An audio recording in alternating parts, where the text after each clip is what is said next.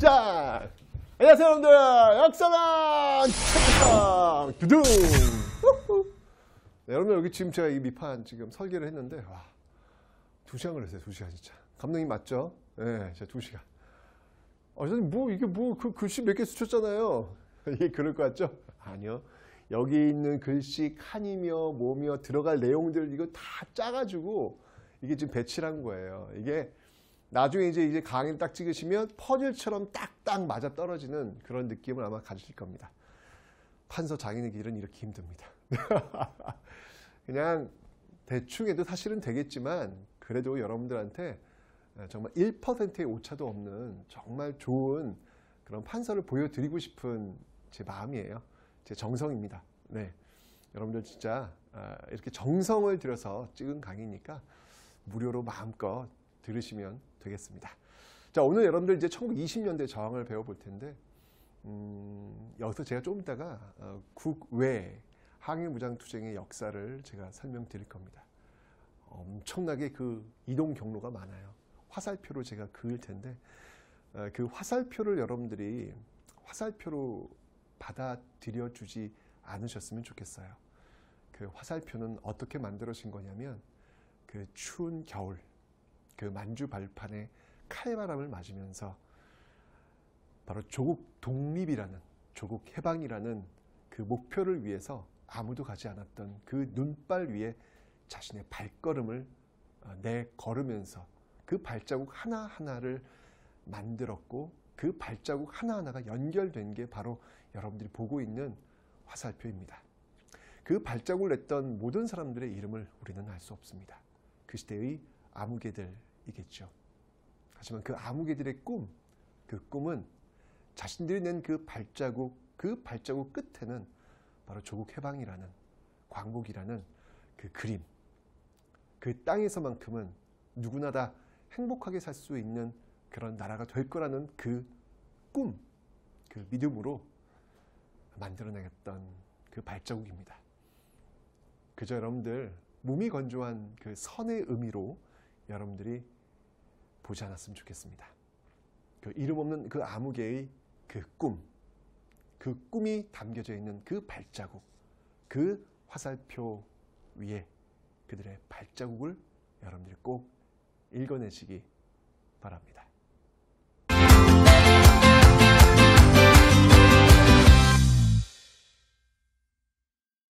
자, 여러분들 우리가 지금 1920년대 저항운동을 배워볼 텐데요. 자, 1920년대는 일제강점기, 소위 문화통치기입니다. 자, 그렇다 보니까 살짝 틈이 열려져 있습니다. 그죠? 이 3.1운동의 결과 일제가 통치 방식을 바꾸잖아요. 무단통치에서 문화통치로. 아무래도 좀 이렇게 헌병들, 태형, 막 찍어 누르는 어떤 그런 모습들이 아니라 조금은 기만적이긴 하지만 열려있는 공간. 자, 그 열려있는 공간을 놓치지 않는 겁니다. 이러면서 아주 다양한 이 저항운동의 모습들이 등장을 해요. 그래서 1920년대는 진짜 많아요. 아주 다양하게 여러 모습들이 나타나고 있으니까 여러분들 1920년대 소위 문화통치 기간의 저항의 모습 지금부터 한번 보도록 하겠습니다. 먼저 여러분들 실력 양성 운동부터 한번 살펴볼게요. 민족주의 진영과 사회주의 진영. 그러니까 특히 이제 1920년대가 들어오면 여러분들이 좀 특이점이 있어요. 그게 뭐냐면 1910년대에서 보이지 않았던 사회주의 이 진영의 움직임이 굉장히 활성화된다라는 게 이 1920년대 특징이에요. 그래서 1920년대는 기존에 해왔던 민족주의 진영과 하나 더 추가해서 사회주의 진영이 두 개의 축이 되어서 저항운동을 벌이고 있는 모습들이 보이게 될 거예요. 그리고 1920년대 후반에 가면 이 민족주의 진영과 이 사회주의 진영이 손을 잡는 모습으로 또 연결이 될 겁니다. 이게 바로 1920년대 큰 저항운동의 흐름이다라는 것을 기억하시면 되겠습니다. 자, 그 민족주의 진영, 이제까지 해왔던 민족주의 진영은요, 바로 이 실력 양성 운동을 이끌고 있습니다. 실력 양성 운동이란 여러분들 왜 그 일제강점기 이전에 있었던 애국 개몽 운동 아시죠? 예, 그 애국 개몽 운동의 연장선상에 있다. 이렇게 보시면 되겠습니다. 자, 그래서 민족주의 진영 한번 가보도록 할게요. 이 민족주의 진영이 주도했던 이 실력 양성 운동을 한번 살펴보도록 하겠습니다. 첫 번째 여러분들 어떤 운동이냐면요. 이 물산 장려 운동이라는 게 있습니다. 물산 장려 운동은 쉽게 얘기하면 국산품 애용 운동인데요. 자, 이 물산 장려 운동이 나오게 됐던 배경을 한번 좀 설명을 드릴 텐데, 자, 그 배경은 이미 제가 앞에서 설명을 드렸어요. 일제 정책하면서 1920년대가 되면서 무엇이 폐지가 된다? 그렇죠. 예, 회사령이 폐지가 됩니다. 원래 회사령은 허가제였는데 이제 신고제가 되면서 이 회사령은 폐지가 되고, 그리고 관세마저도 폐지가 되더라 라고 설명을 드렸습니다. 그죠? 자, 이렇게 되면서 전개된 게 바로 이 물산장려 운동이에요. 왜냐하면 일본의 그 거대 자본들이 이제 우리나라에 마음껏 회사를 지으면서 진출을 한단 말이죠. 그러니까 국내 민족 자본들은 그 일본 거대 자본과 맞서 싸워야 돼. 쉽지 않아. 관세까지 폐지됐어. 그죠? 그 위기를 어떻게 극복하자? 애국심이 호소하는 겁니다. 우리 거 써주세요. 이렇게 얘기하는 거예요. 자, 여러분들 어떻게? 삼성을 쓰시겠습니까? 갤럭시를 쓰시겠습니까? 아이폰을 쓰시겠습니까? 자, 우리 거 써야지! 이렇게 이야기 지금은 못하잖아요. 사실은요. 내가 좋은 거, 내가 편한 거 쓰면 되는 거지. 그죠? 근데 이 당시 일제강점기란 말이에요. 일제강점기. 그래서 이 애국심에 호소하는 것들이 위기니까 먹힐 수 있다는 이야기죠. 이 물산장려 운동이 처음으로 출발한 곳은 어디냐면요. 바로 평양이 되겠습니다. 평양. 여러분들 이거 진짜 시험에 잘 나와요. 꼭 기억해 두셔야 됩니다. 왜 기억해 두냐면 그 앞에 여러분들 구한 말에 국채보상 운동 있잖아요. 이 국채보상 운동이 시작된 것은 어디다? 대구입니다. 이 대구와 1920년대 이 물산장려 운동이 시작된 곳은 평양이다. 이거 정말 시험에 잘 나오니까 꼭 기억해 두셔야 됩니다. 자, 그런데 이 물산장려 운동이 시작되니까 이게 먹힌 거예요. 그러니까 여러분들 우리 물건들을 많이 삽니다. 자, 그러면 수요와 공급 법칙이 깨진다고요. 수요와 공급 중에서 어떤 게 더 늘어날까요? 당연히 수요가 늘어나겠죠. 산다는 사람 많단 말이야. 자, 이러다 보니까 이렇게 수요가 많아지면 가격이 어떻게 돼요? 가격이 올라가는 거예요. 너무 당연한 거 아닙니까? 자, 이렇게 되면서 이 물산장려 운동을 비판하는 세력이 등장을 합니다. 자, 누가 비판을 했느냐? 바로 반대 진영에 있는 사회주의 진영. 이 사회주의 세력이 격렬하게 비판을 합니다. 여러분들 사회주의라 하면 이거죠. 사회주의의 그 목표는 뭐예요? 자본가 타도예요. 자본가를 타도하고 농민, 노동자가 중심되는 세상을 만들겠다. 이게 바로 사회주의입니다. 그죠? 민족이라는 개념은 뭐예요? 민족이라는 개념 안에는 자본가도 들어가고 농민도 들어가고 노동자도 들어가고 우린 다 민족이라는 개념으로 묶여 있다는 얘기죠. 그죠? 근데 사회주의는 뭐냐면 자본가 타도라고 해요. 그러니까 이 민족주의 진영과 사회주의 진영은 사실 하나가 될 수 있다 없다? 없는 거예요. 왜냐하면 사회주의 타도 대상 안에는 바로 이 민족주의 진영의 자본가가 있기 때문에 이거는 서로 손잡기 어려운 어떤 그런 구조란 말이에요. 그러니까 비판하는 거예요. 사회주의 세력들이. 도대체 이 물산장려 운동이 누구를 위한 운동이냐? 원래 우리 가난한 노동자들은 애초부터 물산장려 세력이었다. 우리가 뭐가 돈이 있냐 뭐가 있냐? 없지 않냐? 우리는 그저 싼 국산품 원래부터 애용자들이었다. 그런데 이 물산장려 운동을 하면서 그 국산품 값이 올라가 버렸다. 이거 우리 손해다. 이거 누굴 위한 운동이냐? 이거 자본가를 위한 운동 아니냐? 라고 하면서 비판을 하는 모습들. 이렇게 되면서 이제 물산장려 운동이 크게 성행하지는 못하는 상태로 끝나게 됩니다. 물산장려 운동 기억해 주십시오. 그다음 밀립대학 설립 운동이라는 게 있습니다. 이 밀립대학 설립 운동을 주도했던 인물은 누구냐면요. 네, 이상제를 좀 기억하셔야 되는 이유가 또 등장하기 때문에 그래요. 일단 설명 기억해 두시고요. 이 밀립대학 설립 운동이 나오게 된 그 배경이 있었어요. 그 배경이 뭐였냐면 바로 2차 교육령, 1920년대에 발효되었던 이 2차 교육령, 여기에 영향을 받습니다. 이 2차 교육령이 어떤 내용이길래 이런 그 밀립대학 설립운동이 만들어졌을까? 2차 교육령의 핵심은 뭐냐면 한일 간 학제를 동일시한다 라는 게 핵심이에요. 우리 분명히 일제 정책 배우면서 1910년대 이 학제, 초등학교 같은 경우에는 조선인들은 몇 년 다닌다 그랬죠? 4년.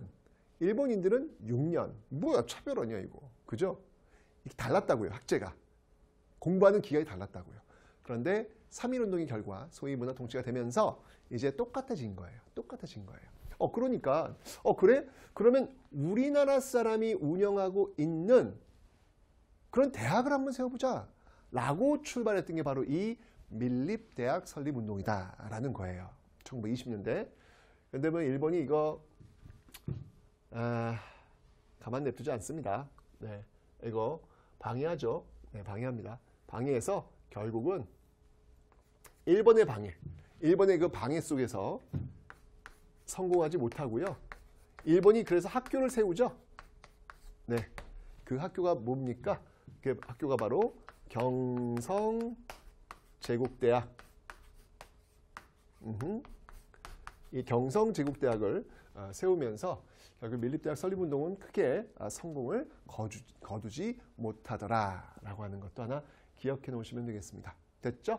좋습니다. 자, 이렇게 밀립대학 설립운동이 있었고요. 그 다음은 이제 뭐가 있었냐면 문맹퇴치운동이에요. 보시면 알겠지만 여러분들 다 교육, 그 다음에 경제, 식산흥업이잖아요. 애국개몽운동에서 포커스를 맞췄던 게 언론, 교육, 식산흥업이라고 설명드렸는데 제가 그 연장선상에 있는 게 바로 일제강점기의 실력 양성운동이다 말씀을 드렸잖아요. 그런데 역시 교육과 식산흥업 이쪽으로 연결되고 있습니다. 이런 의미에서 연결고리가 있다는 거예요. 자, 문맹퇴치운동입니다. 뭐 대표적인 내용을 한번 찾아본다면 문자보급운동이 있어요. 문자보급운동이 1920년대에 있었습니다. 이 문자보급운동을 주도했던 언론은요, 바로 조선일보, 1920년대에 만들어졌던 이 조선일보가 바로 이 문자보급운동을 주도하고 있더라라고 하는 거 기억하시면 되겠습니다. 됐죠? 자, 일단 이렇게 실력 양성운동, 민족주의 진영에서 이런 활동을 하고 있었다는 걸 일단 기억해 두시고요. 자, 그 다음에 이제 쟁입니다. 쟁의가 뭘까요, 여러분들? 투쟁! 네. 네. 바로 스트라이크, 파워. 이게 바로 쟁의입니다. 자, 이 쟁의를 주도하고 있는 쪽은 정반대 쪽이죠. 바로 사회주의 진영.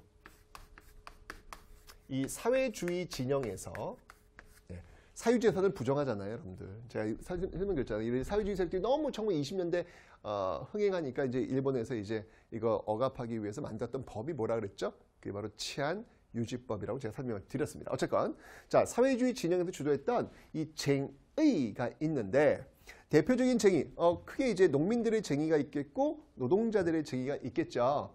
농민들의 쟁의를 우리는 소작쟁의라고 하고요. 노동자들의 쟁의를 우리는 노동쟁의라고 합니다. 자, 하나씩 한번 살펴보도록 할게요. 자, 먼저 갑니다. 소작쟁의부터 한번 살펴보죠. 자, 농민들이 주도했던 그런 어떤 쟁의 형태가 되겠습니다. 대표적인 쟁의로는 바로 이 암태도 소작쟁의가 있습니다. 1923년에 출발하게 되는데 이 암태도로 하면 목포 그 앞바다 쪽에 있는 섬이에요. 지금 이제 신안군 그쪽인데 대단했습니다. 이 섬에서 배를 타고 목포까지 와가지고 목포에 이제 일제 경찰이 있으니까 계속 시위하는 거예요. 왜냐하면 이 암태도에 있는 지주, 친일 지주라고 볼 수 있는데 이 지주가 이게 우리 소작료를 어마어마하게 뜯어가는 거예요. 어마어마하게. 그에 저항했던 게 바로 이 암태도 소작쟁이. 결국은 이겨요. 이게 이깁니다. 그래서 어떤 그 연대라고 하는 단결이라고 하는 그 힘이 무엇인지를 보여주게 된 대표적인 사건이 바로 이 암태도 소작쟁이라고 볼 수 있겠습니다. 됐죠? 그 다음에 이제 노동쟁이입니다. 노동쟁이. 자, 이 노동쟁이는 일단 여러분들 이런 조직들이 많이 만들어져요. 예를 들면 뭐 조선 노동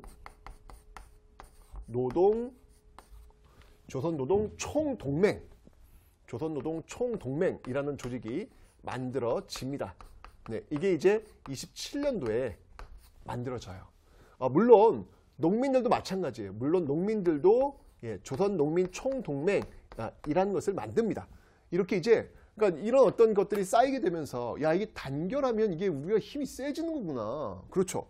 여러분 그 마르크스의 그 공산당 선언 서문에 보면 맨 마지막 마무리 멘트가 뭔지 아세요? 만국의 노동자여 단결하라라는 겁니다.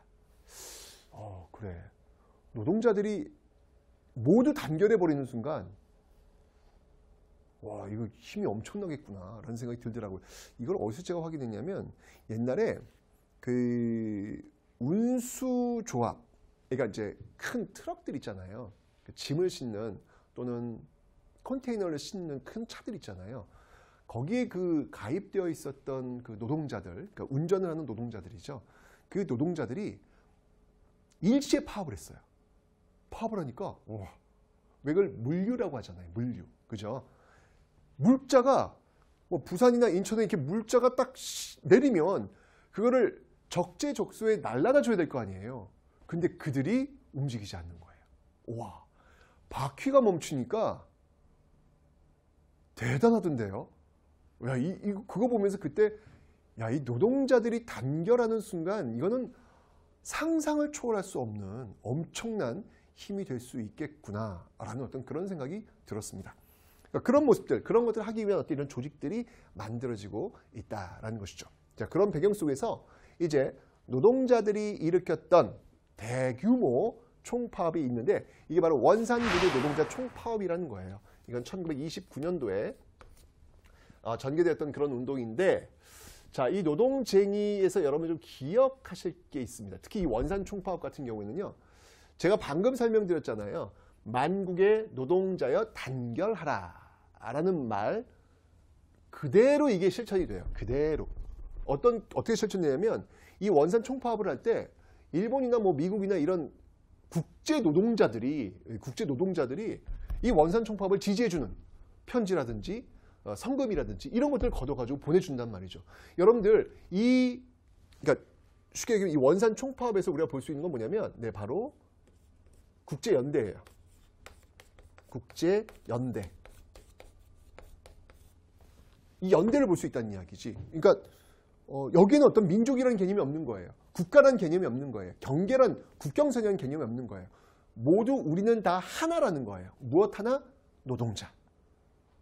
뭐 국적, 뭐 얼굴 색깔, 뭐 이런 거 다 필요 없어요. 우리는 노동자. 우리는 노동자로서 단결해서 이 세상의 자본가들과 맞서 싸워야 된다라고 이야기하는 그런 모습들이 이 원산 총파업에서 지금 보여주고 있더라라고 하는 거. 와우, 좋습니다. 자, 그런데 이렇게 우리가 지금 민족주의 진영과 사회주의 진영을 살펴봤는데 문제점들이 좀 발생해요. 일단 여러분들 이 민족주의 진영했던 이 실력 양성운동, 물산양용운동, 밀립대학 설립운동, 이 문맹퇴치운동 이 운동들이 그렇게 큰 성과를 거두지를 못합니다. 자, 그러니까 이 민족주의 진영 내부에서 나뉘어요. 세력이. 어떻게 나뉘냐면 민족주의 진영 내부에서 이 자치론자들이 등장을 해요. 자치론자들. 이 자치론의 그 대표적인 사람을 한번 들어봐라 라고 한다면 이광수. 런닝맨 이광수 말고요. 네. 이광수라는 인물이 등장합니다.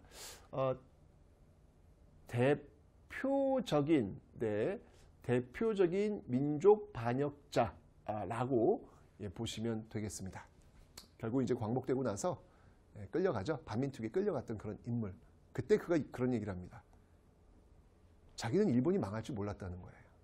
네. 네. 그게 뭐 변호화되진 않겠죠. 어쨌건 이광수는 조선이 낳은 천재라고 볼 수 있습니다. 정말 똑똑한 그런 인물이었고요. 우리나라 그 근대 소설의 효시라고 할 수 있는 무정이라는 어떤 그런 책도 썼고요. 그리고 28 독립선언이라든지 또는 3.1 독립선언이라든지 또는 대한민국 임시정부라든지 그 초창기에 정말 많은 역할을 했던 그런 독립운동가이기도 했습니다. 그런 독립운동가가 변절했을 때 얼마나 더 무서운지 우리가 참 이광수를 통해서 확인하고 있지 않나라는 그런 생각이 듭니다. 어쨌건 간에 자, 바로 이런 민족주의 진영에서 이 자치론자들과 이 말도 안 된다. 이게 지금 자치론이라고 하는 건 뭐냐면 일단 지금 일제를 타도하는 게 너무 어려우니까 일단은 일제의 어떤 그 모습을 인정하고 그 안에서 우리가 투표권을 얻는다든지 이렇게 하면서 우리의 어떤 힘을 좀 키우자라고 하는 게 바로 이 자치론자들의 어떤 주장이거든요. 있을 수 없다. 일제히 우리 통치를 인정한다고? 말이 안 되지. 라고 하면서 이 민족주의 진영은요, 나뉘게 되는 거예요. 이 자치론자들과 그리고 비타협적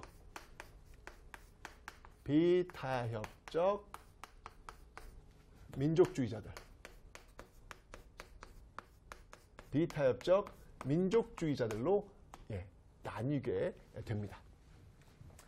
자, 이 비타협적 민족주의자들과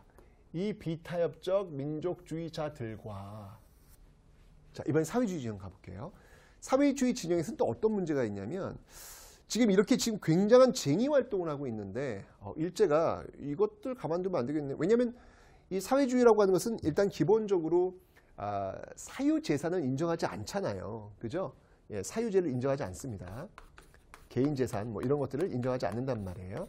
뭐 이렇게 되면서 지금 일제를 지금 부정하고 있다. 일제의 어떤 그 시스템을 부정하고 있다라고 해서 이들을 잡아들이기 위해서 만든 법이 하나 있다고요. 자, 그 법이 뭐였냐면 바로 치안유지법. 치안유지법. 1925년도에 만들어진 법이죠. 자, 이렇게 압박을 해가니까 지금 이 사회주의 진영 내부에서도 뭔가 합법적인 공간에서 활동을 할 필요가 있었던 거예요. 이게 그래서 법으로 막 지금 조여되고 있으니까 뭔가 좀 그 법에서 좀 벗어날 수 있는 합법적 공간이 필요했던 겁니다. 네. 그래서 이 어떤 그 노력 속에서 합법적인 어떤 공간이 필요했기 때문에 그거를 어떻게 해소할까라고 하다가 드디어 이 비타협적 민족주의자들과 바로 이 사회주의자들이 손을 잡게 되는 거예요. 이래서 이렇게 이 두 세력이 바로 서로의 어떤 필요에 의해 가지고 1920년대 후반에 손을 잡게 되는 어떤 그런 모습들. 네.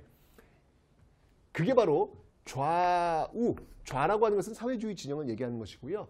우라고 하는 것은 바로 민족주의 진영을 얘기하는 겁니다. 바로 이 좌우가 합작할 필요를 느끼게 된 거죠. 그런데 이에 대한 모델이 하나 등장을 합니다. 그 모델이 뭐냐면 일단 한번 테스트용으로 이 조선민흥회라는 곳에서 좌우 합작을 한번 해봤어. 사회주의 진영과 민족주의 진영 한번 해봤어. 손 잡아봤어. 근데 나쁘지 않아. 괜찮았어. 그래? 그러자 이 사회주의 진영에서 선언을 해요. 뭘 선언을 하냐면 정우회 선언이라는 걸 합니다. 정우회에서 선언을 합니다. 자, 우리 민족주의 진영과 손잡고 한번 활동해 보겠다라는 선언을 하게 되는 거예요. 자, 이렇게 되면서 드디어 좌우 합작이 성사가 됩니다. 그 단체가 바로 너무 중요해요, 여러분들. 너무 중요해요. 그 단체가 바로 신간회다라는 조직입니다. 이게 지금 1927년도에 결성된 조직인데요. 여러분 이 신간은 반드시 기억해 주셔야 돼요. 너무 중요해요. 그 앞에 구한말에 있었던 신민회와 신간회 글자가 하나밖에 틀리지 않죠. 헷갈려요. 그러니까 구한말 신민회는 애국개몽운동단체고요. 1920년대 신간회는 좌우합작 즉 민족유일당 운동의 결과물이다 라는 거 반드시 여러분들 기억해 두셔야 되겠습니다. 됐죠? 자, 이 신간회는 어떤 조직이냐. 일단 이 신간회를 이끌고 있었던 그 인물, 대표적인 인물 한번 들어본다면 이제 대표가 되는 거죠. 이상제. 이상제 들어봤는데? 그렇죠. 바로 앞에 밀립대학 설립운동 그 인물이었습니다. 그 인물도 등장하고 있는 거예요. 이상제를 좀 대표로 해가지고 여기서 이제 결성되었던 바로 이 신간회는 민족유일당 운동이다. 민족유일당. 하나로 이제 합치는 이 민족유일당 운동의 결과물이다라는 것을 좀 기억해 놓으시면 되고요. 그 다음에 이 신간의 특징이 뭐냐면 공개단체라는 거예요. 이게 바로 앞에서 이야기했던 신민회와의 차이점이죠. 신민회는 비밀 결사 조직이었잖아요. 신간회는 공개단체이고요. 그래서 전국적으로 그 지회를 결성합니다. 그래서 최대 규모예요. 일제강점기 이 조직 중에서는 최대, 그렇겠죠. 좌우가 지금 합쳐진 조직이니까 얼마나 크겠어요. 예, 최대였던 그 조직이라는 거 기억해 놓으시면 되고요. 그 다음에 이제 여성들의 자매 조직도 있어요. 이 신간회 자매단체로서 바로 근의회라는 자매단체. 이건 제가 다시 한번 여성운동하면서 설명을 드릴 예정입니다. 이 근의회는 바로 신간회의 자매단체다라는 것을 기억해 놓으시면 되겠습니다. 자, 그런데 이 신간회가 여러분들, 이 신간회가 어떤 활동을 했냐면 제일 대표적인 거, 정말 시험에 잘 나온 게 있어요. 뭐냐면 바로 광주 학생 항일운동을 후원을 합니다. 이거 광주 학생 항일운동 제가 다시 설명드릴 거예요. 일단 기억해 주세요. 광주 학생 항일운동을 후원을 해요. 그래서 이 이후에 진상조사단을 파견하고 민중대회까지 열려고 그래요. 민중대회까지 열려고 그래요. 결국 이것 때문에 이 행위 때문에 일본에서 찍힌 거예요. 너희들 뭐 하는 거야? 몰라? 그러면서 이제 압박이 들어오는 거예요. 압박이 들어와서 결국 이 신간회는 해소됩니다. 1931년도에 해소됩니다. 자, 여러분 여기서 좀 주목할 단어가 있어요. 해소라는 단어예요. 선생님, 이게 해소가 뭐예요, 이게? 그렇죠? 좀 생소하죠? 해소라는 단어는 쉽게 얘기하면 해체되었다는 이야기예요. 그럼 해체라고 왜 해소해요? 해소의 의미는 어떤 의미가 있냐면 이게 완전히 없어지는 게 아니라 더 나은 조직으로 만들기 위해서 잠시 해산하는 그 의미가 바로 해소예요. 그러니까 좀 더 발전적 조직을 만들기 위해서 잠시 해체하는 그런 의미인데 실제로 그러면 새로운 조직이 만들어졌느냐? 그렇진 않아요. 이걸로 끝이에요. 근데 어쨌건 간에 해소라는 단어를 써요, 이들이. 그래서 여러분들 시험에 혹시 해소라는 키워드가 등장하면 일단 신간회를 떠올리시면 됩니다. 아셨죠, 여러분들? 신간회 해소. 1931년도에 해소됐는데 어쨌건 이 신간회는 굉장히 중요한 어떤 그 민족 해방운동이 있어가지고 굉장히 좌우가 손을 잡았던 아주 중요한 그런 어떤 이슈가 되기 때문에 여러분들 좀 꼭 기억을 좀 해놓으시면 좋겠다라는 거 기억하시면 되겠습니다. 이뿐만 아니라 여러분들 이 정오해선언뿐만 아니라 뭐 이렇게 이제 신간회가 만들어지는 그 배경으로서는 또 다른 어떤 이슈도 있었어요. 뭐가 있었냐면 그 북경에서 여러분들 어떤 활동이 있었냐면 한국독립유일당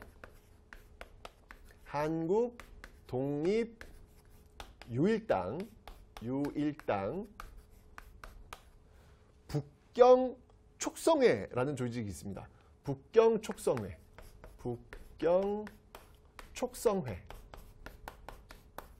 이거 뭐 사실은 안창호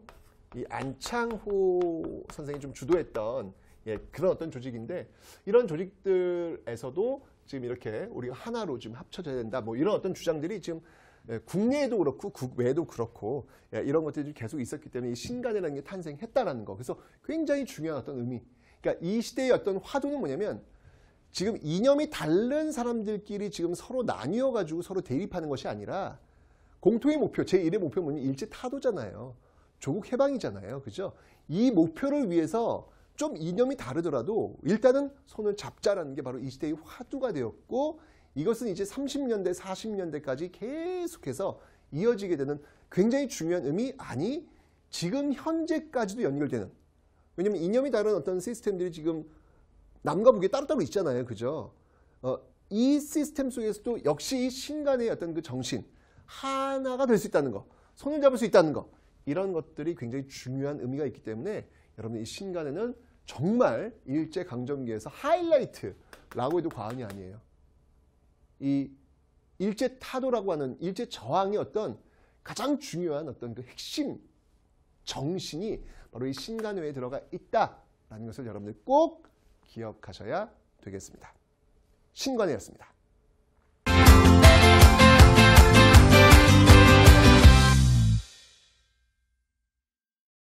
자, 이렇게 여러분들 민족주의 진영과 사회주의 진영이 손을 잡았던 민족유일당 운동의 결과물 신간회 배웠습니다. 물론 이제 이 신간회는 제가 다시 한번 썼는데요.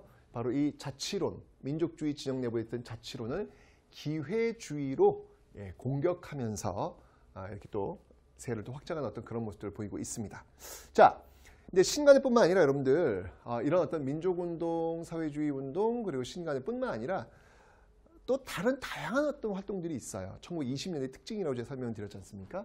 자, 그 다음에 여러분들 이 대중운동을 한번 좀 살펴볼 텐데 정말 다양한 활동들이 있습니다. 먼저 학생들이 주도했던 그런 운동들을 한번 좀 살펴보도록 하겠습니다. 학생운동입니다.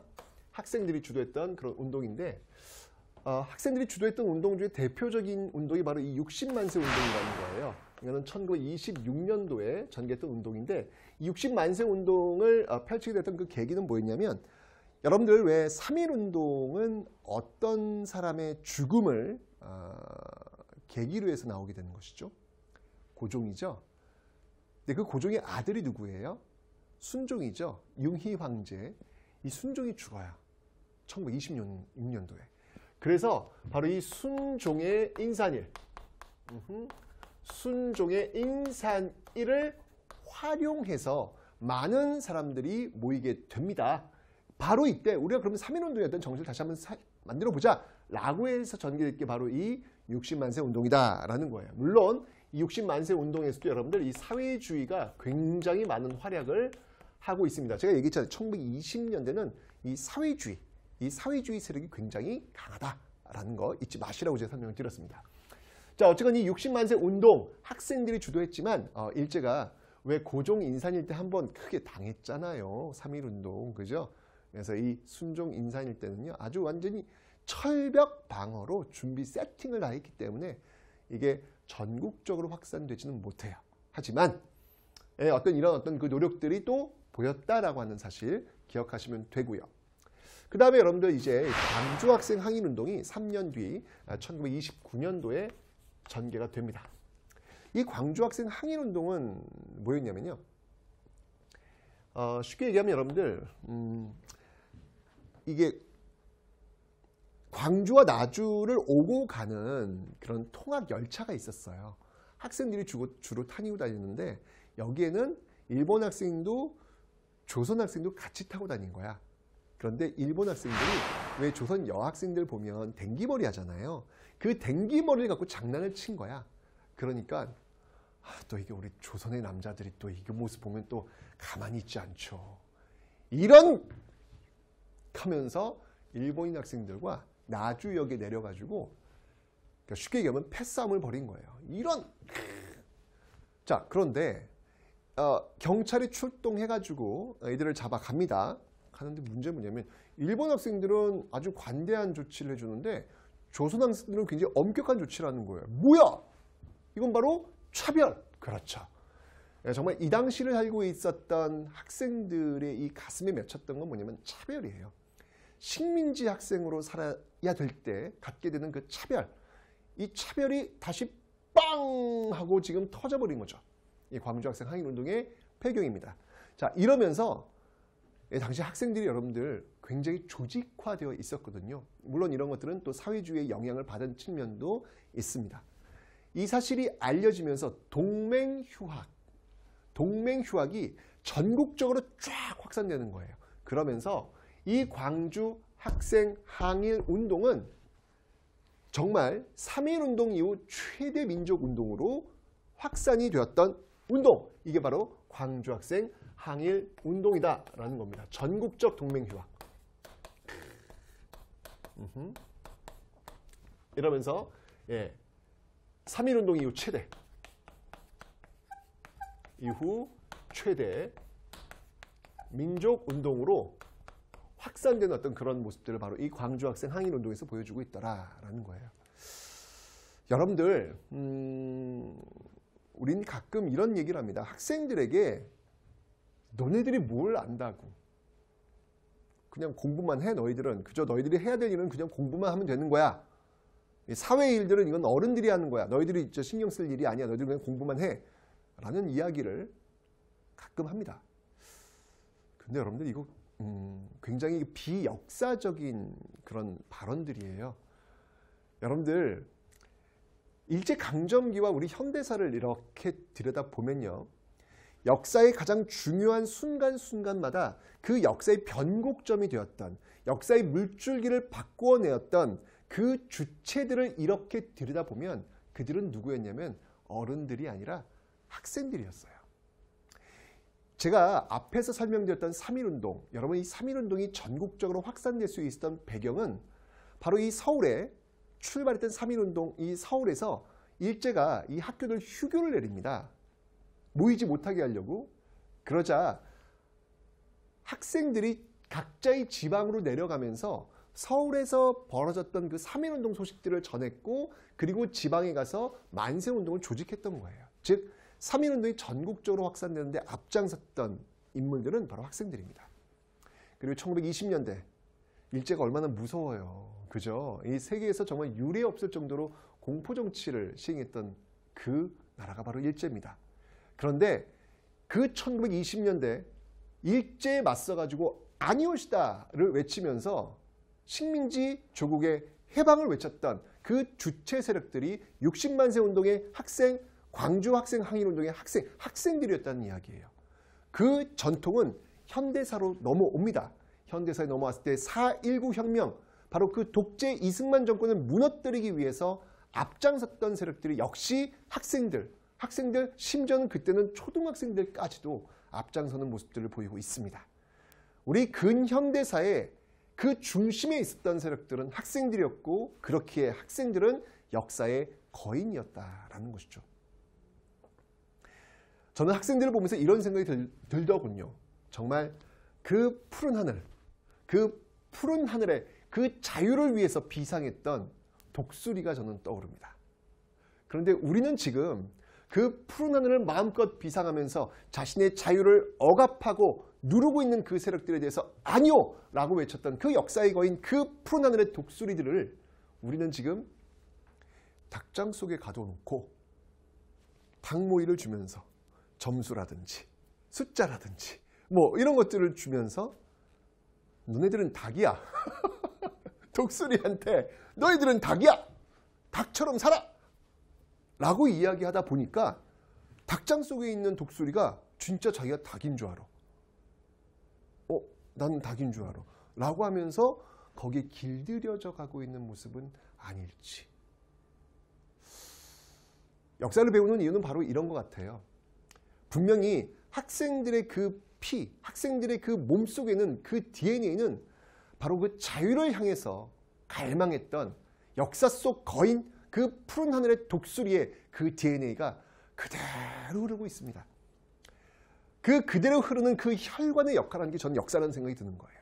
그 역사를 통해서 자기 또래의 그 학생들이 부정과 비리에 대해서 아니라고 이야기했던 그 학생 동료들의 모습들을 보면서 내가 누구인지, 어떻게 살 것인지, 나는 무엇을 해야 될 것인지 고민할 수 있는 그런 주체로 우뚝 자리 잡을 수 있지 않을까. 다시 한번 저 푸른 하늘, 자유를 향해 비상하는 큰 날개짓하는 그 독수리의 모습을 다시 찾을 수 있지 않을까. 무엇을 통해서? 바로 이 역사를 통해서.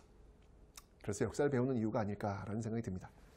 하여튼 여러분들, 학생들은요 늘 중심에 있었다는 사실 잊지 마시기 바랍니다. 자, 그런데 여러분, 여기서 진짜 시험이 잘 나오는 게 있어요. 뭐냐면, 잘 보세요 여러분들. 이 60만 세 운동을 할 때 사회주의 세력이 주도는 했지만 여기에 민족주의 세력들이 도움을 줘요.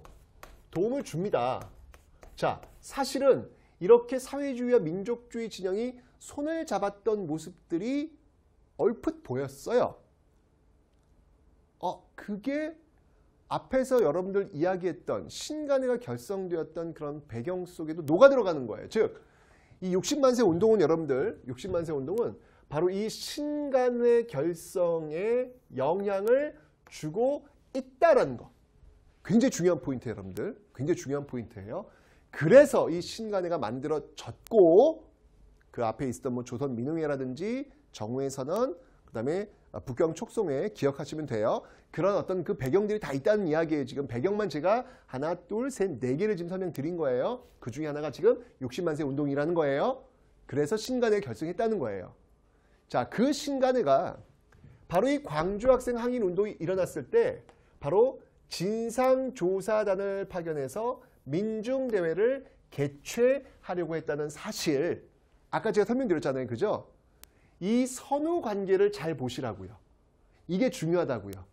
그러니까 60만세 운동이 신간회 결성에 영향을 끼쳤고 신간회가 광주학생 항일 운동을 후원했다는 사실, 요 선후 관계를 잘 보셔야 된다는 거예요. 이 시험에 잘 나오기 때문에 선후 관계를 잘 보시면서 여러분들이 접근하실 필요가 있겠다라는 겁니다. 60만세 운동에서 신간회 결성, 그리고 광주학생 항일 운동 후원. 너무 중요하니까 여러분들 꼭 반드시 기필코 기억해 놓으셔야 합니다. 아셨죠, 여러분들? 중요한 내용이었습니다. 좋습니다. 자, 학생운동 이 정도 봤고요. 그 다음에 이제 청년운동을 한번 살펴보도록 하죠. 청년들도 역시 마찬가지로 뭉쳐요. 대표적인 조직이 있다면 조선 청년 총동맹, 조선 청년 총동맹 과 같은 조직들이 1924년도에 만들어지고 있다라는 거 기억하시면 되고요. 그 다음에 여러분들 소년운동도 있다. 소년운동도 있어요. 소년운동. 자, 이 소년운동을 좀 주도했던 종교가 있어요. 그 종교가 어떤 종교냐면 바로 천도교. 천도교는 여러분들 뭐가 바뀐 거라 그랬죠? 동학이 바뀐 겁니다. 동학에서 이야기하고 있었던 게 인내천이잖아요. 사람이 곧 하늘이다. 똑같은 거예요. 바로 이 소년들, 자꾸 때리지 마라. 옛날엔 소년은 어떤 존재였냐면 아버지가 이제 밤에 이제 농사일 짓고 들어오시잖아요. 그러면 이제 밤일을 하시는 거예요. 밤일은 뭐냐면 술 드시는 거예요. 술 드시면 그 다음은 뭐냐면 애를 패는 거예요. 옛날에 애들이 인권이 없었어요, 진짜. 예. 어린이라고 하는 그 이름조차도 존재하지 않았었죠. 맨날 맞고 진짜 하고 싶은 게 있어도 못하고 어떤 그런 존재, 그 존재들도 하늘처럼 우리가 아끼자라고 하면서 어린이라는 이름도 이때 지어지는 거예요. 이때. 예, 그래서 그런 것들을 주도했던 게 이 천도교였고, 그 천도교 신자가 바로 이 방정환이에요. 소파 방정환. 이 방정환이 주도해서 바로 이 소년운동을 전개했는데, 이때 나왔던 그 잡지 중에 하나가 뭐였냐면 바로 어린이. 어린이라는 잡지죠. 여러분 이게 중요한 게 뭐냐면 헷갈리시면 안 돼요. 요거 소년은 아닙니다. 소년이라는 잡지 아닙니다, 여러분들. 어린이에요, 어린이. 요거 헷갈리시면 안 돼요. 꼭 기억해 놓으시면 되겠습니다. 정말 이 소파 방정환 선생이 이렇게 말을 잘했대요. 1920년대 스타 강사라고 보시면 돼요. 그러니까 소파 방정환이 무슨 이야기 대회를 한다. 소파 방정환의 뭐 이야기 콘서트 이렇게 딱 알리면 그냥 매진. 인산인해. 그냥 어린이들의 그냥 슈퍼스타가 바로 이 소파 방정환 선생님이었습니다. 굉장히 재밌게 이야기를 잘하신 어떤 그런 분이었다고 합니다. 네, 그래서 이 방정환 선생 여러분 기억하시면 되겠고요. 그 다음에 여러분들 이제 여성운동도 있습니다. 여성운동. 자, 이 여성운동에는 뭐가 있냐면 아까 제가 설명드렸잖아요. 저 근우회. 다시 한번 제가 정리를 좀 해드리겠습니다. 근우회. 근우회는 그 신간회 자매단체로 제가 설명을 드렸고요. 이 근우회 특징 역시 마찬가지로 신간회 자매단체니까 좌우 합작. 좌우가 함께 손을 잡고 활동했던 그런 단체다라는 것도 하나 기억해 놓으시면 되겠습니다. 자, 그런데 여러 운동 중에 꼭 시험에 잘 나오는 게 있어요. 그게 뭐냐면 바로 이 형평운동이라는 겁니다. 자, 이 형평운동이 뭐냐면 형자가 뭐냐면 저울이에요. 저울. 저울이면 고기를 다는 저울이거든요. 그 고기를 써는 직업을 갖고 있는 사람들을 뭐라 그래요? 백정. 그죠? 그래서 그 백정들이 고기를 달 때 쓰는 저울, 이 저울을 평평하게 하자라는 운동이 바로 형평운동입니다. 그러니까 여러분들 이거는요, 백정들이 차별하지 말라는 거예요. 아니, 갑오개혁으로 지금 신분제가 법적으로 폐지되었는데 왜 계속 차별하냐는 거예요. 왜 우리 아이들은 학교 가면 놀림감이 되고 왜 학교 가면 차별받냐는 거예요. 갑오개혁으로 신분제 폐지인데 이제 그만하라는 거예요. 그렇죠. 분명히 1894년 갑오개혁으로 법적으로 신분제가 폐지되었음에도 불구하고 사회적 의식에서는 여전히 그게 남아있잖아요. 에이, 저런 천민, 저런 천한 것들. 이런 것들은 법적 소멸과 함께 금방 사라지는 게 아니라고요. 그죠? 그래서 이제 그들이 들고 일어난 거예요. 일제강점기 와서 들고 일어난 겁니다. 자, 그런데 이 형평운동이 전개되었던 지역이 있어요. 그 지역이 어디냐면 바로 진주. 진주에서 출발합니다. 여러분들 이 진주에서 출발했던 거 기억나요? 바로 조선 후기 임술농민봉기 있잖아요. 임술농민봉기. 이것도 역시 진주와 또 연결이 되고 있다라고 하는 사실. 그죠? 임진왜란 때 또 이 적장을 탁 촉성로에서 탁 했다고 이야기 전해진 논계 또 진주잖아요. 그죠? 그런 역사적 중첩성 이런 것들도 시험에 잘 나오니까 여러분들 꼭 좀 기억을 해 놓으셔야 되겠습니다. 자, 이렇게 정말 다양한 운동들이 많죠. 예, 정말 1920년대 소위 문화통치라고 하는 그 열려있는 틈을 어떻게든 비집고 들어가서 정말 싸우고자 하는 그런 의지가 지금 보여지고 있습니다. 자, 그런데 여러분들 진짜가 나타났습니다. 진짜가 나타났습니다. 일제가 정말 간담을 서늘케, 일제의 간담을 서늘케 만들었던 진짜가 나타났습니다. 진짜. 의열투쟁인데요. 예, 바로 1920년대. 아, 정말 대단하죠. 이 의열단이라는 조직. 당시 이 청춘들, 젊음들, 그 청춘들이 3.1운동 이후에 나도 이 조국을 위해서 뭔가 좀 해야 되겠다 라고 해가지고 정말 누구나 다 여기 들어가고 싶었던 조직이 있습니다. 그게 바로 의열단입니다. 그러니까 당시 1920년대 청춘들의 BTS라고 생각하시면 돼요. BTS라고 보시면 됩니다. 의열단, 이 대단, 정말 너무나도 그냥 선망의 대상이었거든요. 이 의열단은 여러분들 1919년도에 만들어진 조직이고요. 3.1운동에 영향을 받은 거예요. 그리고 1920년대 주로 활동했던 그런 조직인데 이 의열단 활동의 지침서라고 할까요? 이 지침서가 있는데 그게 뭐냐면 바로 이 조선혁명선언. 이 조선혁명선언이라는 것이 바로 이 의열단의 지침서가 되고 있습니다. 이 조선혁명선언을 썼던 사람이 누구냐면 네, 바로 신채호 선생님이에요. 신채호. 신채호? 독사신론? 그 인물? 네, 맞습니다. 네. 대한민국 임시정부 창조파 신채호? 네, 맞습니다. 신채호. 여기서 이 조선혁명선언에서 어떻게 혁명할 것이냐? 그건 바로 폭력에 의해서 타도해야 된다. 라는 지침을 줍니다. 가만히 있어봐. 여러분들 그럼 폭력은 나쁜 것이다. 이걸 이렇게 절대적 명제로 쓰면 안 되겠네요. 폭력은 나쁜 것이다. 폭력은 무조건 나쁜 것이다. 우리가 지금 일반적으로 쓰고는 있지만 이것도 하나의 상대적 개념이라는 것이죠. 왜냐하면 이게 절대적 개념이 되어버리는 순간 일제강점기, 일제에 맞서 싸웠던 이 사람들은 모두 나쁜 사람들이 되는 거예요. 그죠, 여러분들? 자신의 주권을 빼앗기고 자신의 자유를 빼앗겼을 때 사용되었던 폭력, 이 폭력에 대해서는 우리가 좀 선별적으로 접근할 필요가 있겠다. 그래서 폭력은 나쁜 것이다 라고 하는 것은 절대적 개념이 아니라 상대적 개념일 수 있다라고 하는 사실도 여러분들 한번 좀 고민해 봐야 되지 않을까라는 생각이 듭니다. 자, 이 폭력에 의한 방법으로 일제를 타도하자 이렇게 주장하니까 진짜 폭력적으로 나옵니다. 자, 이 의열단 단장이 누구였냐면요. 이 의열단 단장은 바로 김원봉입니다. 김원봉. 의열단 단장 김원봉. 이 단원들의 활동들을 한번 살펴보면요. 자, 먼저 김익상. 이 김익상은 여러분들 조선 총독부에 이 폭탄을 던졌던 그런 인물입니다. 아우, 전설이에요, 여러분, 전설. 왜냐면 총독부에 폭탄 딱 던져요. 2층입니다. 2층 딱 던진 다음에 탁 내려와요. 내려오니까 이 헌병들이 놀랬을 거 아니야. 투투투투투 올라갔을 거 아니에요. 그죠? 올라갈 때 쫙 올라온단 말이에요. 내가 김익상이야. 딱 내려가고 있었단 말이에요. 막 올라온단 말이에요. 딱 헌병들한테 와. 2층은 굉장히 위험하니 조심하시오.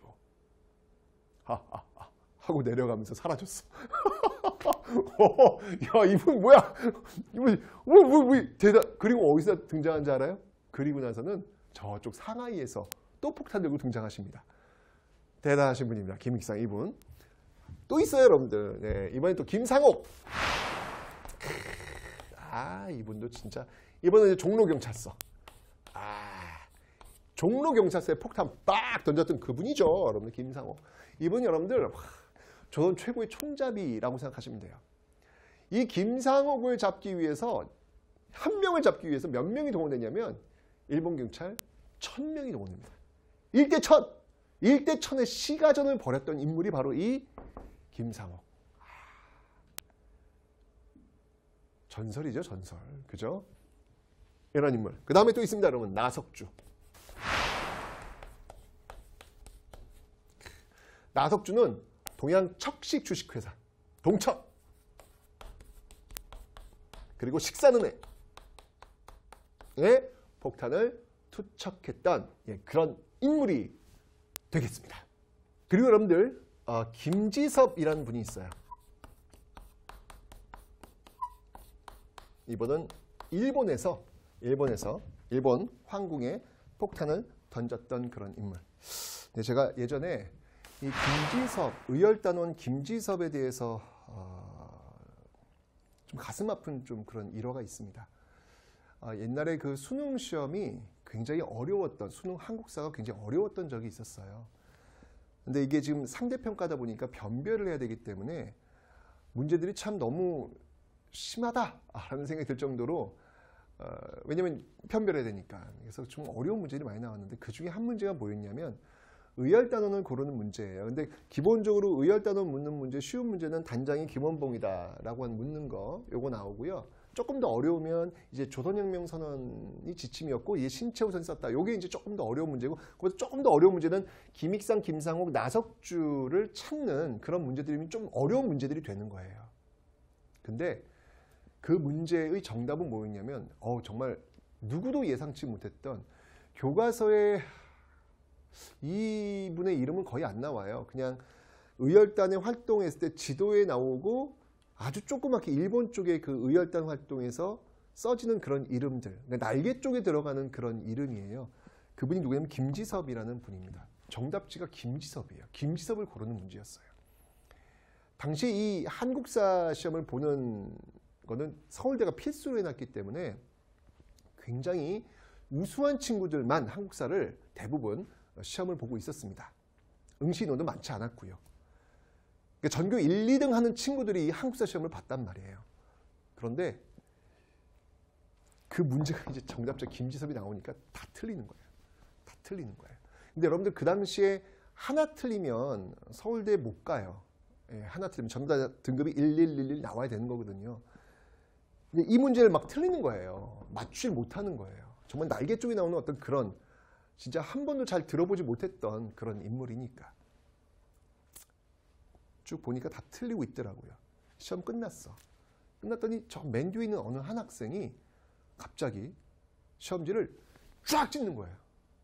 쫙 찢더니 꾸깃꾸깃 해가지고 그 뒤에 쓰레기통 있잖아요. 쓰레기통에다가 그냥 빡 쳐박고 뒷문을 발로 뻥 차면서 나가면서, 아이 김지섭 이 뚜뚜뚜 6등 문자라고 나가버리는 거예요.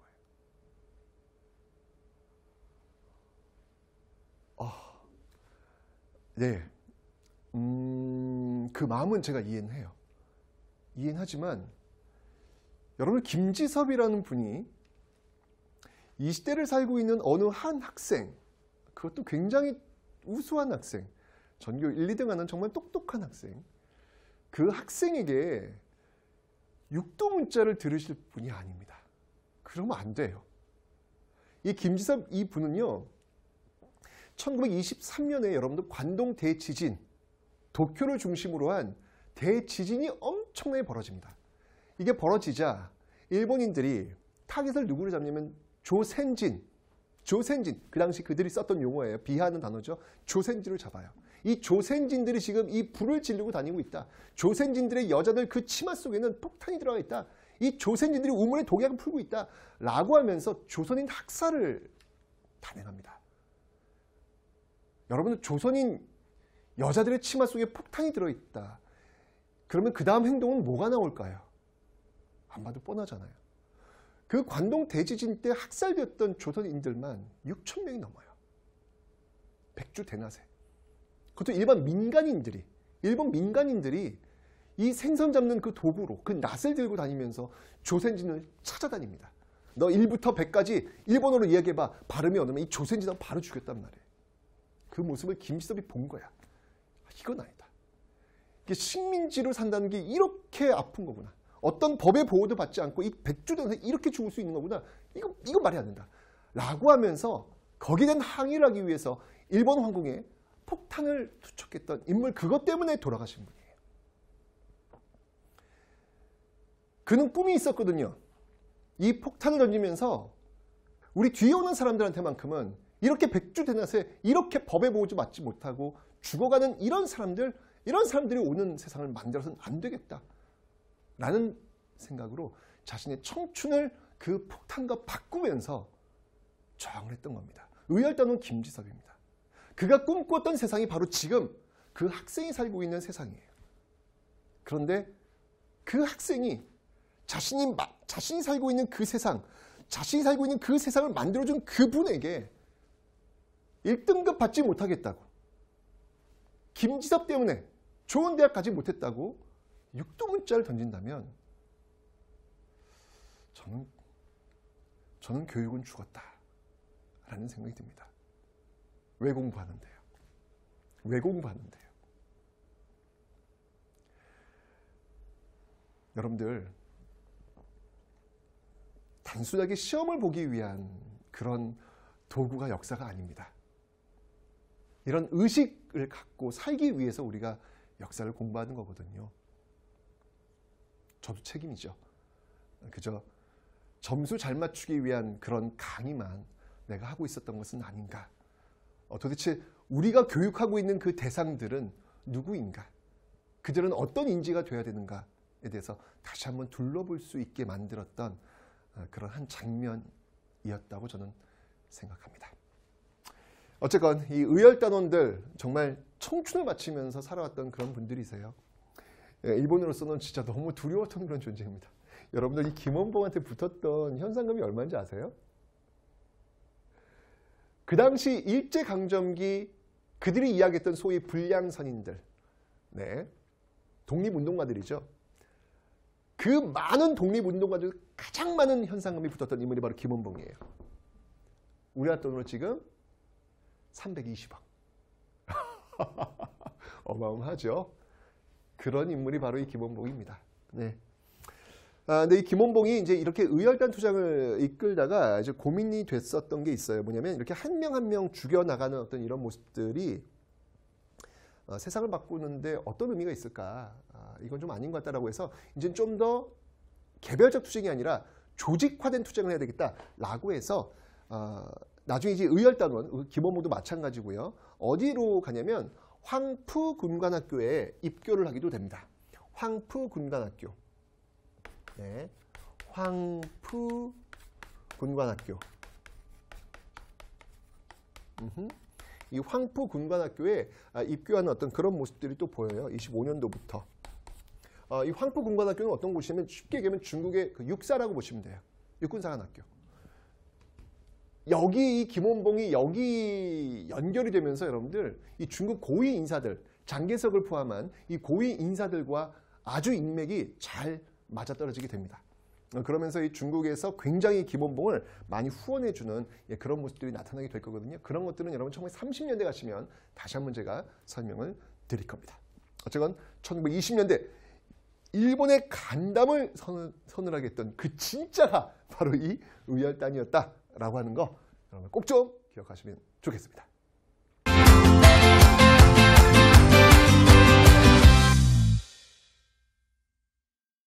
자, 다음은 여러분들 민족문화 수호 운동을 한번 좀 살펴보도록 하겠습니다. 먼저 국어 쪽을 한번 살펴보죠. 국어 쪽입니다.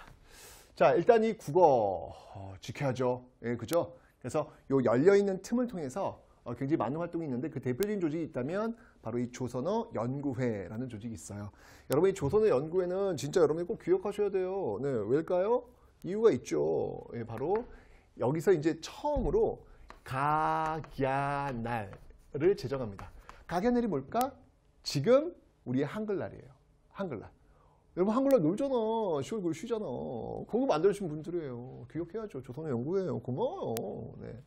그 다음에 여러분들 여기서 이제 한글이란 잡지를 또 가능하고 있다라는 거. 그래서 조선어 연구회. 나중에 이제 1930년대 되면 이게 조선어 학회가 될 거예요. 일단 기억해 두시면 되고요. 그 다음에 이제 국어 쪽에서 여러분들 꼭 기억할 게 뭐냐면 이때 여러분 제가 사회주의가 굉장히 활성화된다고 설명드렸잖아요. 그 사회주의 문학 이런 것들도 굉장히 활성화되는데 그 대표적인 바로 카프 문학이라는 겁니다. 카프 문학. 이 카프 문학이라고 하는 것은요. 영어로 KAPF. 이거 이제 약자인데 그러니까 P가 뭐냐? 말 그대로 이제 그 사회주의자들 어떤 그런 연합체로서의 어떤 그 의미를 얘기하는 겁니다. 바로 이런 것들이 좀 활성화되고 있다는 거 기억하시면 되고요. 그 다음에 이제 역사 한번 볼까요? 역사. 역사하면 또 이제 이 신채호 선생과 박은식 선생이 특히 1920년대 굉장히 많은 활동들을 하고 계십니다. 자, 그들의 어떤 저서를 한번 좀 살펴보도록 하죠. 자, 먼저 신채호의 저서 중에서 대표적인 게 있다면 조선사 연구초가 있습니다. 조선사 연구초. 자, 이 조선사 연구초 하면 우리가 잘 알고 있는데 일단은 여러분들 이 신채호 선생이 이야기했던 거는요. 이제 민족주의 사학이란 말이죠. 정신을 굉장히 강조해요. 그래서 여기서는 낭가 사상을 이야기하고 있습니다. 낭자라고 하는 건 뭐냐면 여러분들 화랑도 할 때 그 낭자예요. 왜 화랑도를 보면 왜 심신 아주 굉장히 좋은 계곡과 좋은 물을 찾아다니면서 마치 그냥 정말 그 활달한 정말 호연지기 어떤 이런 모습을 막 보여주는 그런 모습들이잖아요. 이게 바로 우리 민족성이라는 거예요. 우리 원래 이렇다는 얘기예요. 뭔가 활발한 뭔가 어떤 이런 모습들이 바로 우리라는 얘기예요. 그 역사를 찾아가는 것이죠. 그 과정에서 여러분들 잘 알죠. 묘청의 서경천도운동. 조선 역사 1000년의 제일 대사건. 이게 이제 조선사 연구초에서 이야기되고 있다라는 거 기억하시면 되고요. 그 다음에 여러분 또 이제 저서가 있다면 조선 상고사가 있어요. 조선 상고사. 요거는 이제 31년도에 나오는 책입니다. 20년대는 아니고요. 이 조선 상고사 같은 경우는 여기 이제 아와 비아라는 개념이 등장해요. 역사란 아와 비아의 투쟁이다. 이렇게 지금 이야기하는 어떤 그런 역사 철학적인 부분들이 나오고 있습니다. 신채호 선생님 기억하시면 되고요. 그 다음에 이제 제가 대한민국 임시정부 제2대 대통령이라고 했던 박은식 선생도 여러분들 좀 기억을 해 놓으셔야겠죠. 특히 박은식 선생 같은 경우에는 국혼, 굉장히 강조하는 그런 분입니다. 국혼, 혼. 그러니까 우리가 나라를 잃어버렸지만 역사를 잊지 않고 혼을 잊지 않고 있으면 우리는 다시 되찾을 수 있다라고 이제 주장하셨던 그런 분입니다. 이 박은식 선생님 같은 경우에 그 저서를 본다면 우선 이제 10년대에 만들었던 저서가 있어요. 한국 통사. 이 통자라고 하는 건 여러분들 계속 이어진 어떤 그런 의미가 아니고요. 바로 아플 통자예요. 우리 아픈 역사, 우리 근대사의 아픈 역사를 지금 보여주고 있고, 그 다음에 한국 독립운동 지혈사. 우리 한국 독립운동이 이 피로 쓴 역사, 우리 한국 독립운동의 피로 쓴 역사도 또 이 박은식 선생의 저서다라는 것을 기억하시면 되겠습니다. 자, 이렇게 해서 1920년대 정말 국어나 역사나 나름대로 우리 정체성을 찾는 어떤 그런 모습도 보였고요. 그 다음에 여러분들 영화도요. 굉장한 영화가 있습니다. 바로 제가 이것도 사실 앞에 1910년대 하면서 얼핏 설명을 드렸습니다. 정말 이 당시 그 많은 사람들의 눈물을 쏙 빼놨던, 그리고 우리를 하나로 묶어놨던 바로 영화 나훈규의 아리랑. 나훈규의 이 아리랑. 네, 1926년도의 작품인데요. 이 아리랑이 되면서 정말 많은 사람들을 다시 한번 식민지의 그 아픔을 또 이야기했던, 고발했던 그런 영화입니다. 그리고 여기서 종교 하나를 보면, 여러분들 종교 하나를 보면 그 원불교라는 종교가 있어요. 원불교라는 종교가 있는데, 이거는 1916년도에 박중빈에 의해서 창시된 종교인데, 10년대부터 여러분들 20년대까지 활동했던 내용 중에 하나 뭐가 있냐면 새생활 운동이라는 게 있습니다. 새생활 운동. 자, 이 새생활 운동이라고 하는 것은 뭐냐면 이제 금주, 금연, 그래서 좀 올바른 삶을 살자라고 하는 어떤 그런 모습들을 전개했던 게 또 이 원불교에서 주도했던 그런 운동이다라는 거, 이것도 하나 기억해 놓으시면 되겠습니다. 정말 국내에서 여러분들 정말 다양한 그런 활동들이 있었죠. 진짜 다양합니다. 그죠?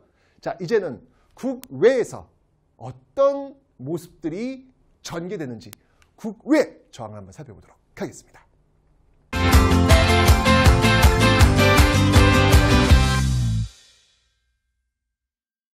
1920년대는 여러분들 10년대 그 독립운동 기지 있었잖아요. 거기서 만들었던 군인들, 그 군인들이 이제 드디어 항일 무장투쟁을 본격적으로 시작합니다. 자, 그 첫 번째 총성이 어디서 전개됐냐면 바로 이 봉오동에서 시작이 됩니다. 자, 이 봉오동이 어떤 곳이냐면 저쪽 두만강을 건넌 요쪽에서 시작이 된 거예요. 이게 이제 1번이 되는 겁니다. 1번. 이게 바로 봉오동 전투가 되는 건데, 이 봉오동 전투를 이끌었던 인물이 누구였냐면요. 바로 홍범도 장군이에요. 홍범도 장군은 하얀색을 쓰면 안 되지. 이거는 이분에 대한 예의가 아니지. 홍범도 장군입니다. 홍범도 장군. 홍범도 장군인데, 이 홍범도가 이끌었던 그 부대가 어떤 부대였냐면 대한독립군. 여러분들 북간도 지역에서 대한독립군 기억나시죠? 대한독립군. 대한독립군만 있었던 건 아니고 연합군이 있어요. 알파. 이렇게 같이 싸웠던 그런 모습들이 있습니다. 이게 봉오동 전투입니다. 여기서 승리를 거뒀습니다. 자, 그러자 일본이 이 지역의 독립군들 안 되겠다, 몰아내야 되겠다라는 판단이 든 거예요. 그래서 대규모 군대를 동원하려고 했는데, 중요한 건 뭐냐면 이 지역은 일본 땅이 아니란 말이에요. 그러니까 대규모 군대를 동원할 수 있는 명분이 없는 거라 그 명분을 만들어요. 그 명분이 뭐냐면, 마치 여러분들 이모군란 벌어졌을 때 일본 공사관이 공격받았다는 이유로 제물포 조약을 통해서 일본군을 데리고 들어옵니다. 똑같은 케이스예요. 뭔가 명분을 만든 거예요. 뭐냐면 바로 여기 2번, 여기에 2번, 이 훈춘이라는 곳이 있는데, 이 훈춘 사건을 조작을 합니다. 훈춘 사건 조작. 이게 뭐냐면 여기에 이 지역에 마적단을 매수를 해요. 마적단을 매수를 해가지고 그들이 일본 공사관을 공격하게 만드는 거야. 일본 영사관을 공격해가지고 그 과정에서 일본인까지 죽기까지. 우리 일본 영사관 죽었어! 우리 일본 영사관 왜 못 지켜? 라고 하면서 일본 대규모 군대를 끌고 일본으로 넘어가 버린 것이죠. 자, 이제 전면전이 벌어질 판입니다. 자, 그래서 이 독립군들이 속속속 하나로 뭉치게 됩니다. 그러면서 어디로 뭉치냐면요. 바로 이 백두산 근처. 이 백두산 근처로 모이게 되죠. 자, 이게 바로 3번입니다. 3번. 자, 이동 경로 한번 볼게요. 우리 독립군들의 이동 경로 이렇게. 자, 이 3번 이 지역 백두산 근처에서 전개된 전투를 우리는 바로 청산리 전투다라고 이야기합니다. 이 청산리 전투를 이끌었던 대표적인 인물이 있다면 김좌진 장군입니다. 김좌진 장군. 그리고 주력 부대를 한번 꼽아봐라 한다면 역시 마찬가지로 북간도에서 우리 배웠습니다. 바로 북로 군정서군. 북로 군정서군. 역시 이것도 플러스 알파예요.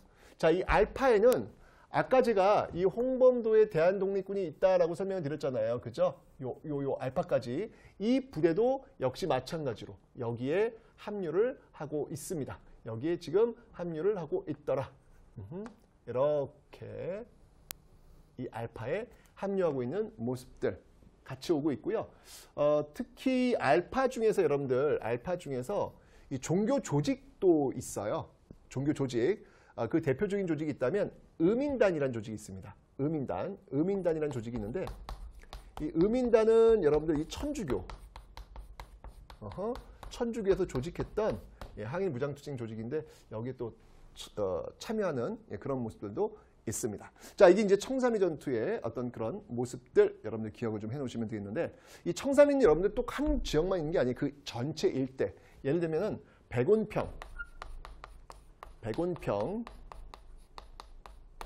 그다음에 어랑촌, 청산리 일대 굉장히 많은 동네들이 있는데 이 지역을 며칠 동안 계속 싸워나가는 모습이에요. 근데 여러분들 이 게릴라전이거든요. 우리는 뭐 무기도 열악하고 인원도 적고 그렇잖아요. 여기서 이길 수 있는 방법은 게릴라입니다. 치고 빠지고 그 지형을 통해 가지고 확실히 승리하는 방법. 실제로 여러분이 청산리 전투에서는요. 놀라운 게 뭐냐면 이 일본군이 협공을 해요. 산 위하고 아래에서 협공을 한단 말이에요. 협공을 하도록 만들어 놓고 중간에서 빠져요. 그리고 엄청난 안개 낀 그 속에서 일본 군끼리 싸우게 만들어요. 대박이죠. 그러니까 일본군이 얼마나 강력해. 그 강력한 부대끼리 붙은 거야. 그러니까 얼마나 큰 피해가 나겠어. 대승을 거둡니다. 이게 바로 청산리 전투였다. 자, 이렇게 되니까 일제가 이 지역을 쓸어버립니다. 쓸어버린 사건. 너무 가슴 아픈 사건인데 이게 바로 간도 참변이라는 거예요. 이게 바로 간도. 이 간도 지역을 쓸어버려요. 정말 다 불태웁니다. 이 과정 속에서 여러분들 그 앞에 있었던 명동학교도 불타게 되고 이제 그런 거예요. 싹 쓸어버려요. 다 불태워. 마을이면 뭐 다 그냥 불태워버리는 어떤 그런 모습들이 지금 벌어지고 있더라. 그러니까 이 지역에서 활동하기 좀 어려웠던 거예요. 그래서 이동을 합니다. 독립군들이 어디로 이동하냐면 저쪽 위쪽에 있는 밀산부 한흥동, 한흥동으로 이동을 하고 있습니다. 자, 이게 이제 5번이 됩니다. 5번. 그래서 이동. 자, 이렇게 이동합니다. 자, 밀산부 한흥동에서 이제 정비를 해요. 그 정비를 해서 만든 부대가 바로 대한독립군단이라는 겁니다. 대한독립군단. 이 대한독립군단 여러분들 서일을 중심으로 해서 뭐 김좌진도 있었고요. 홍범도도 있었고요. 다 역시 마찬가지로 플러스 알파의 어떤 그런 모습들을 지금 갖고 있죠. 이 정비했던 대한독립군단이 이제 이동을 해요. 어디로 이동하냐면 저쪽 러시아령으로 이동합니다. 아이고, 이게 이제 6번입니다. 자, 이렇게 이동한 거죠. 이렇게 또 화살표가 또 이제 이어지고 있습니다. 6번. 자, 그런데 여기서 어떤 일이 벌어지냐면 이 러시아 쪽으로 들어올 때 조건을 제시하는 거예요. 뭘 제시했냐면 무장해제라는 거예요. 그리고 이 러시아군에 편입을 해서 싸우라는 얘기예요. 뭐야, 우리가 독립군인데 왜 우리 여기 들어가? 이건 있을 수 없지. 거부하는 과정 속에서 총격전이 벌어지고 굉장히 많은 독립군들이 피해를 보게 됩니다. 이 사건을 우리는 자유시 참변이다라고 해요. 정말 이게 아파요. 아픕니다. 나라가 없다라고 하는 게 이렇게 힘든 거구나 라는 어떤 그런 생각이 드는데 아파요. 이게 바로 1921년도에 있었던 자유시 참변이다라는 것이죠. 이 자유시 참변을 계기로 더 이상 활동할 수 없겠다는 판단이 들어서 내려와요. 내려옵니다. 내려와서는 다시 한번 내려옵니다. 쭉 내려와요. 쭉 내려와서 이제 3부를 결성합니다. 3부를 결성합니다. 이게 이제 7번입니다. 자, 이 3부는 어디냐면요. 여기 참의부, 정의부, 신민부 이렇게 참의부, 정의부, 신민부 이 3부를 결성하는 거예요. 3부를 결성합니다. 3부를 결성합니다. 참의부, 정의부, 신민부. 참정신이네. 그죠? 이 3부를 결성을 하고 있는데 3부가 뭐냐면 일종의 여러분들 이 3부라고 하면 일종의 정부라고 보시면 돼요. 일종의 정부라고 보시면 돼요. 그래서 왜냐하면 여기서 행정과 군사를 담당하고 있거든요. 행정과 군사를 담당하고 있거든요. 그래서 일종의 정부 성격이다. 이게 세 개가 지금 만들어진 거다. 이 만주 지역에 만들어진 것이다 라고 생각하시면 되고요. 특히 차미부 같은 경우에는 여러분들 대한민국 임시정부와도 연결이 되어 있음을 여러분이 기억하시면 되겠습니다. 자, 그런데 일본으로서는 황당한 거야. 지금 분명히 밀어냈는데 다시 또 들어왔단 말이죠. 그죠? 다시 또 들어오니까 가만둬서는 안 되겠다라는 판단이 들었던 거예요. 그래가지고 이 삼부를 와해시키기 위해서 이 중국 군벌과 협정을 하나 체결합니다. 그 협정이 뭐냐면 바로 미스야 협정이라는 거예요. 미스야 협정이라는 겁니다. 이 미스야 협정은 여러분 1925년도에 체결되는 건데 이 미스야 협정의 핵심은 뭐냐면 이 만주 지역에서 활동하고 있는 이 독립군들을 중국인들이 잡아서 일본에 넘기면 돈 주겠다는 이야기예요. 와, 어떡하지? 우린 그럼 지금 일본 눈을 피하는 것뿐만 아니라 이제 중국인 눈들도 지금 피해야 되는 그런 가슴 아픈 지금 상황이 벌어진 겁니다. 자, 이렇게 되니까 위기의식을 느낀 거죠. 그래서 이 미스야 협정을 또 타개하기 위해서 이것을 이제 또 타개하기 위해서 어떤 운동을 전개했냐면 8번 예, 바로 삼부 통합 운동을 전개합니다. 우리가 지금 이렇게 나뉘어 있지 말고 우리가 합치자라고 해서 삼부 통합 운동이 전개되는데 이 삼부 통합 운동의 결과 북과 남, 북만주 지역과 남만주 지역으로 통합이 돼요. 그래서 북만주 지역에서는 혁신의회, 그리고 남만주 지역에서는 국민부, 이런 조직들로 통합이 됩니다. 이 혁신의회와 국민부는 여러분들 잘 기억하셔야 돼요. 왜냐하면 1930년대 항일 무장투쟁으로 또 연결돼요. 이 조직이. 예, 한국독립당 그리고 조선혁명당. 1930년대 항일 무장투쟁으로 연결되는 조직이니까 이 결과들도 여러분 좀 기억해 놓으시면 좋겠습니다. 됐죠? 자, 제가 아까 말씀드렸던 화살표입니다. 이게 그저 화살표로 여러분들 인식돼서는 안 된다는 이야기죠. 이거 여러분 이동거리요? 수천 킬로 넘어요. 그 수천 킬로를 여러분들 걸어갔을까요? 뭘 타고 갔을까요? 걸어갔겠죠. 밤에 갔을까요? 낮에 갔을까요? 당연히 일제히 눈을 피해서 밤에 이동했겠죠. 산을 타고 갔을까요? 평지로 갔을까요? 일제히 눈을 피해야 되니까 산을 타고 갔을 겁니다. 그 추운데 걸어서 밤에 산을 타고 그리고 만들어낸 선이에요, 여러분들. 이 사람들이 이렇게 많은 선을 이동하면서 가졌던 꿈은 딱 하나였습니다. 바로 우리 뒤에 오는 사람들에게만큼은 식민지 백성으로 살지 않게 해주겠다는 그 꿈 하나로 애들은 아무도 밟지 않았던 그 하얀 눈 위에 자신의 발자국을 내고 또 내고 또 내서 결국 길을 만들었던 것입니다. 굉장히 많은 순서들이 이어지고 있지만 그저 외워야 될 대상으로 보지 마시고요. 그분들의 이야기를 좀 들어보시면서 여러분들이 이 사건들을 한번 만나보셨으면 좋겠다라는 생각이 듭니다. 1920년대 저항 모습이었습니다.